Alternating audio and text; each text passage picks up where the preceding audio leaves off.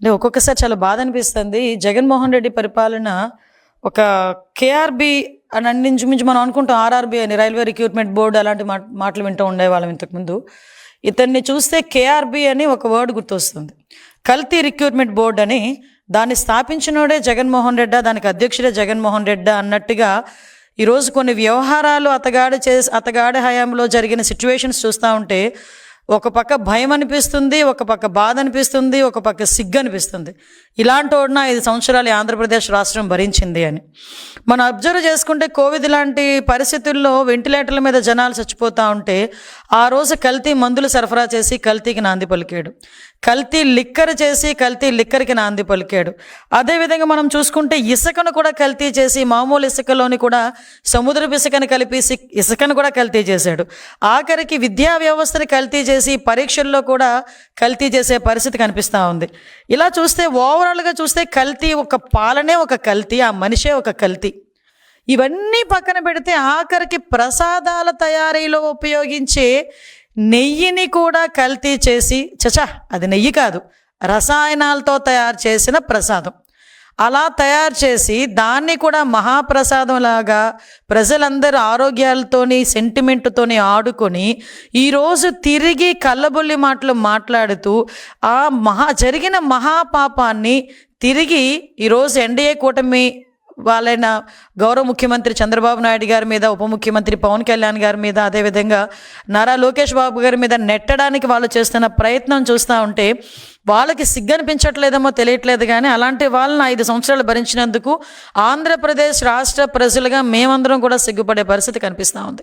నిజంగా నేను ఒకటే అడుగుతున్నానండి, నిన్న మొన్న కూడా చూశాను, ఎక్కడైనా వాళ్ళలో పశ్చాత్తాపం కనబడుతుందా? ఎవడైనా బయటకు వచ్చి అయ్యో తప్పైపోయిందని లెంపలేసుకుంటాడా?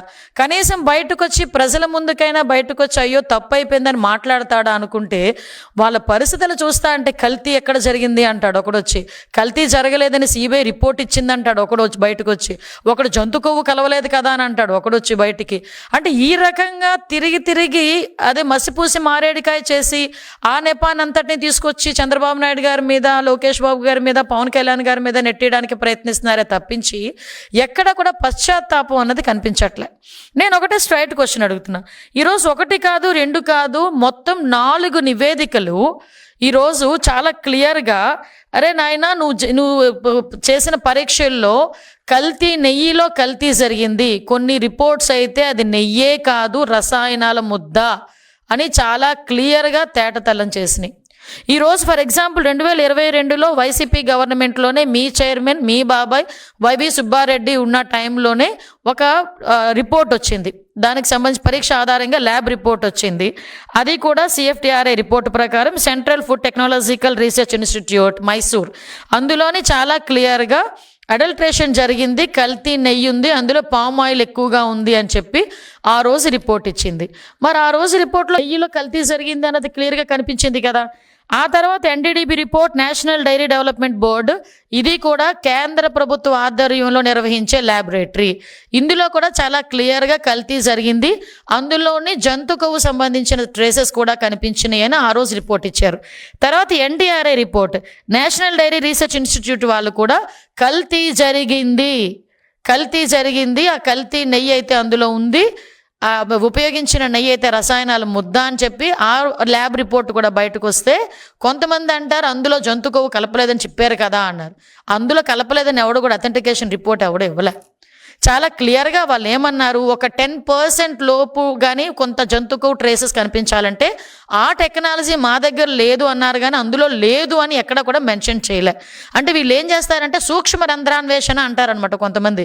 అంటే చేసేది ఏమీ లేక కొంచెం నాటు సామెతలు వస్తాయి, అది నేను చెప్పకూడదు కూడా. అంటే సాధారణంగా కొన్ని సందర్భాల్లో ఉన్నట్టు చదవండిరా బాబు అంటే దాన్ని లూప్ హోల్స్ ఎతికి చదివే పరిస్థితుల్లో NDRI రిపోర్ట్ని బేస్ చేసుకొని వాళ్ళు మాట్లాడే పరిస్థితి కనిపిస్తూ ఉంది.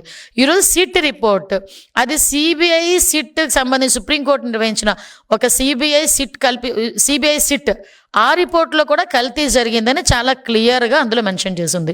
నేను కల్తీ జరగలేదు అంటున్న మహానుభావులందరికీ కూడా ఒకటే స్ట్రైట్ క్వశ్చన్, కల్తీ జరగలేదని నీ దగ్గర రిపోర్ట్ ఏమైనా ఉందా? కల్తీ జరిగిందని నేను 4 రిపోర్ట్లు చూపించగలను ఈరోజు. గవర్నమెంట్ పరంగా నేను 4 రిపోర్ట్లు చూపిస్తా. నీ హయాంలో lab report, NDDB report, NDRI report, అదేవిధంగా సిఎఫ్టిఆర్ఐ రిపోర్టు, సిట్ రిపోర్టు, 4 రిపోర్ట్లు నేను చూపిస్తా. కల్తీ జరగలేదు అని చెప్పేదానికి నీ దగ్గర ఏమైనా ఒక్క రిపోర్ట్ అథెంటికేషన్గా ఒకటి ఉందేమో చెప్పు. అంతేగాని నీ దగ్గర ఉన్న రిపోర్ట్ ఏంటో చెప్పనా? తాడేపల్లి కొంపలో ప్రింట్ అయ్యే ఒక సాక్షి పేపర్ ఏమి రాస్తే అదే రిపోర్ట్ అనుకొని బయటకు వచ్చి మేధావులు ఒక్కొక్కడు 30 సంవత్సరాల రాజకీయ అనుభవం ఉన్న వాళ్ళు, 20 సంవత్సరాల రాజకీయ అనుభవం ఉన్న వాళ్ళు, అదేవిధంగా మాజీ మంత్రులు, మాజీ ఎమ్మెల్యేలు రోడ్డు మీదకి వచ్చి బయటకు వచ్చి వెంకటేశ్వర స్వామి భక్తి పారవస్యంలో మునిగిపోతున్నామని చెప్తూనే అదే వెంకటేశ్వర స్వామి కొండ మీద మహాపాపం జరిగితే ఆ మహాపాపం తాలూకు నివేదిక గురించి మాట్లాడండిరా అంటే సాక్షి పేపర్ ప్రింట్ అయిన ఒక నివేదికను తీసుకొచ్చుకొని ఇది అక్కడ కల్తీ జరగలేదు అని మాట్లాడతాడు.